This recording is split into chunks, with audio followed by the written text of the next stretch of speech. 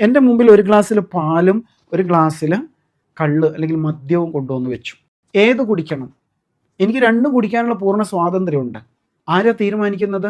ഞാനാണ് തീരുമാനിക്കുന്നത്. പാലെടുക്കണോ അതല്ല മദ്യം കൈകൊണ്ട് എടുക്കണോ, അല്ലേ? എനിക്കതിനുള്ള സ്വാതന്ത്ര്യമുണ്ട്. നിങ്ങൾക്ക് ഓരോരുത്തർക്കും ആ സ്വാതന്ത്ര്യമുണ്ട്. ആ നിലയ്ക്ക് എന്നിലെ നന്മ ഞാൻ തീരുമാനിക്കും, എന്നിലെ തിന്മയും അങ്ങനെ തന്നെയാണ്. ചില കാര്യങ്ങൾ നമുക്ക് തീരുമാനിക്കാൻ പറ്റാത്തതുണ്ട്. അതേതാ? എൻ്റെ രൂപം എന്തുകൊണ്ട് ഇങ്ങനെയായി? ഞാൻ തീരുമാനിച്ചാണോ? അല്ല, അള്ളാഹു തീരുമാനിച്ചാണ്. എൻ്റെ ഉമ്മയും വാപ്പയും ആരാകണം? ഞാനാണോ തീരുമാനിച്ചത്? അല്ല, അള്ളാഹു തീരുമാനിച്ചാണ്.